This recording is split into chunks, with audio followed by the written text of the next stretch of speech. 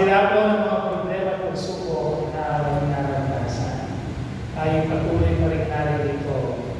Bagyo, pagsampa ng kaso, at sa simbahan na tumatulog ngayon, ang problema ng simbahan, yung sa SSP, kung titignan nyo, para yung feed ng Vatican, ay pagdasal po ninyo na maayos na sapagkat sila yung mga ayaw yata magpaano sa Santo Papa. Ano kasalanan ngayon? Pag ayaw under sa Santo Papa, ayan, sisma or sisim. Ano po? Hayaan kong kakahan po kayo, sabayan niyo ako sa aking awit. Ano po? Ang awit na ito ay isang secular song na related sa ating ibang mga text ng ating Ebanghelyo. Ang pamagat po ay Lift Up Your Hands. Life is not at all that bad, my friends. If you believe in yourself, if you believe there's someone who walks through life with you, you'll never be alone. Just learn to reach out and open your hearts. Lift up your hands to God, and He'll show you the way.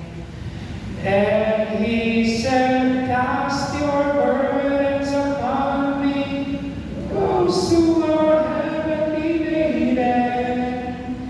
Come to me, all of you who are tried of carrying heavy loads. For the yoke I will give you is easy, and my burden is light. Come to me, and I will give you rest. The second stanza. When you feel the world is tumbling down on you, and you have no one that you can hold on to, just raise the rising sun, and you'll see hope, and there's no need to run. Lift up your hands to God, and He'll make you feel alright. Lahat po tayo. And He said, cast your burdens upon me, those who are heavily laden. Come to me, all of you who are tried of carrying heavy loads. For the yoke I will give you is easy, and my burden is light. Come to me, and I will give you rest. Okay na po yun. Gusto na po namin. Yan po ay isang secular song sa pamamagitan ng paglikha nino. Sino lumikha? Si Basil Valdez. Kung gusto niyo pong makarinig ng liturgical song related sa Holy Day or related sa Gospel this coming Sunday, pwede niyo pong i-search yung Come to Me. Yun po ay very related doon sa Gospel, na hamon doon sa Gospel this coming Sunday. Liturgical song na ang title ay Come to Me. Ito po ay secular song ng Basil Valdez na yung iba pong linya doon ay connected sa ating Ebanghelyo. Ngayon po, ang aking pagtatalakayin ay ang katisismo ng Simbahang Katolika na may koneksyon sa Gospel na sa darating na linggo. Ito po ay magbibigay patunay lamang sa mga sinabi po ng aking mga kasama. Anong sinasabi ng katisismo ng Simbahang Katolika tungkol sa mga namunang tinalakay? May 4 puntos na makikita sa Ebanghelyo ngayong darating na linggo. Sinasabi ng katisismo ng Simbahang Katolika tungkol sa Ebanghelyo ng San Mateo 11:25-30, kung saan pinupuri ni Jesus ang Ama dahil sa pagpapahayag ng lihim sa mga maliliit at ang nag-aanyaya sa mga nabibigatan na sa Kanya ay nakasentro sa ilang mahalagang doktrina ng simbahan. Ano po yung una? Ano yung makikita natin sa gospel? Ang pagpapakumbaba bilang susi sa pagkilala sa Diyos. Naalala niyo noon, the foundation of our prayer life is through humility. And ang sabi nga, ang daan patungo sa langit ay ang kababaan loob. Pangalawa, kababaan loob. Pangatlo, kababaan loob. Ano po sinasabi dito? Tinuturo ng katisismo na ang misteryo ng kaharian ng Diyos ay hindi makukuha sa pamamagitan ng mapabundong, talino o pagkakataas, kundi sa pamamagitan ng espiritual na pagpapakumbaba. Saan po natin makikita yon? Sa CCC 544. Ano po sinasabi doon? Ang kaharian ay nauukol sa mga dukha at mababa ang kalooban. Nang ibig sabihin ay sa mga tumatanggap nito na may mapagpakumbabang puso. Nabanggit ko sa Ebanghelyo, sila yung mga tao may pusong bukas tulad ng isang bata. Sinabi dyan, ang bata ay may katangiang magtiwala, handang mabuto at umasa sa biyaya ng Diyos. Ang mga mayayabang o nagmamarunong sa sarili ay magiging bulag sa katotohanan ng Ebanghelyo dahil umaasa sila sa sarili nilang kakayahan. Kaya po mahalaga yung kababaan loob na sinasabi, ang pagpapakumbaba ay susi sa pagkilala sa Diyos. Pangalawa po, ano makikita sa Ebanghelyo natin? Ang misteryo ng banal na Trinidad at kahayag. Nabanggit din po ni Ate Desi kanina. Ano po?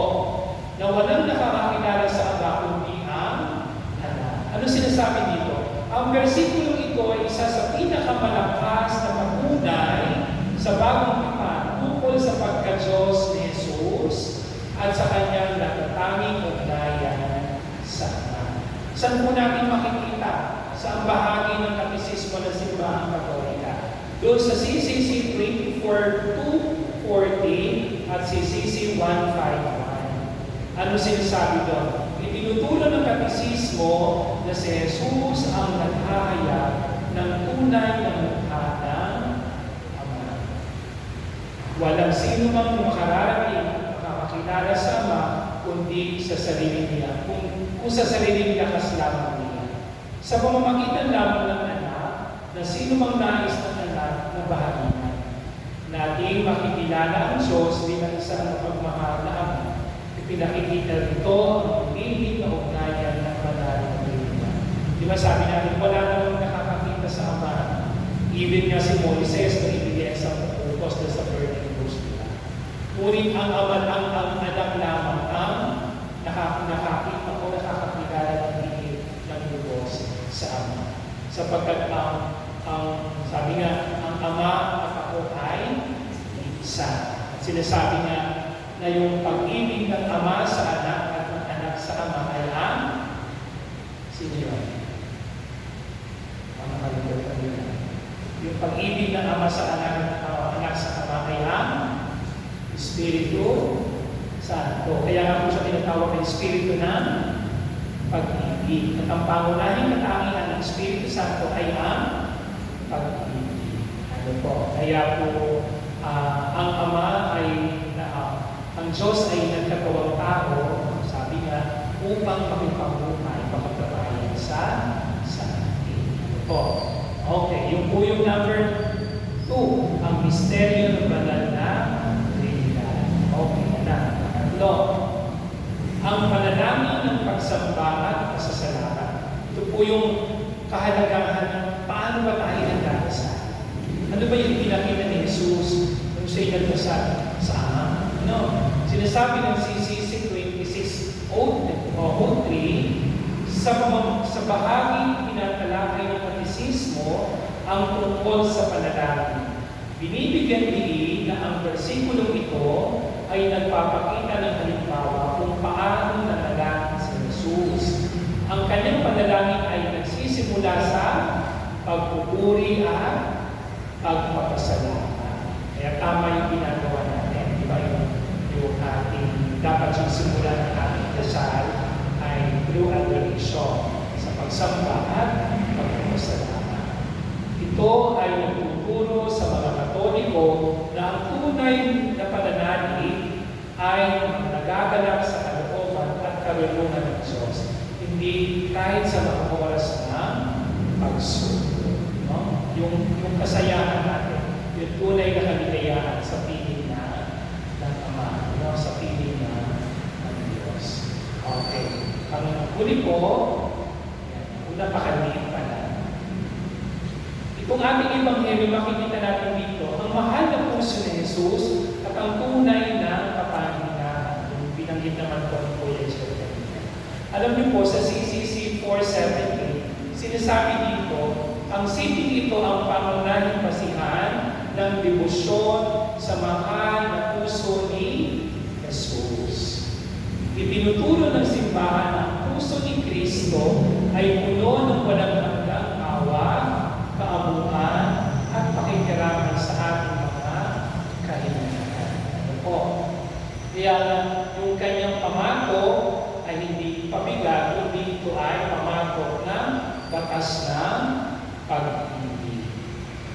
Dahil sa walang hanggang pag-ibig sa atin ng Diyos, no, kaya nga niya pinadala ang kanyang bukong na anak para tayo tutusin sa ating mga pagkakasala. Ganyan kahalaga, ganyan tayo mahalaga sa Diyos. Ano po? At sa pamamagitan din ng kanyang mga sakramento na ibigay sa atin. Bagamat ang pagsunod kay Jesus ay humili ng sakripisyo, ito ay nagiging magaan dahil mismo si Jesus ang kasabay natin pumapasa nito sa pamamagitan ng kanyang grasya na nagbibigay ng tunay na kapayapaan at kapahingahan sa ating mga kaluluwa. Kaya nga sabi, itaas natin sa Diyos, no? Ibigay natin sa Diyos, no? I-offer natin sa Diyos. Kaya nga, di ba nabanggit ulit, sa kanyang grasya, by the grace of God, sa tulong at grasya ng Diyos, sa awa at grasya ng Diyos. Kaya tandaan natin na maganda ng mga sinero natin na kasama, hindi sa pamako. Ngunit ito'y magaan natin madadala kung tayo ay nasa Panginoon, kung tayo ay nasa ating Panginoon sa Kristo. Ano po? Yan po yung mga basihan tungkol sa katisismo ng Simbahang Katolika na marami po dyan ay binanggit po ni Ate Desi sa kanyang contest na kung saan sa akin ang mapumpahan, sa natin siya makikita sa katisismo ng Simbahang Katolika. Apat po, kung sa pakibalik, yan, yung apat na makikita sa Ebanghelyo, yung pagpapakumbaba bilang susi ng pagkilala sa Diyos. Pangalawa, ang misteryo ng Banal na Trinidad at ang pakayaan. At pangatlo, ang panalangin ng pagsamba at pasasalamat. At pang-apat, ang mahal na puso ni Jesus at ang tunay na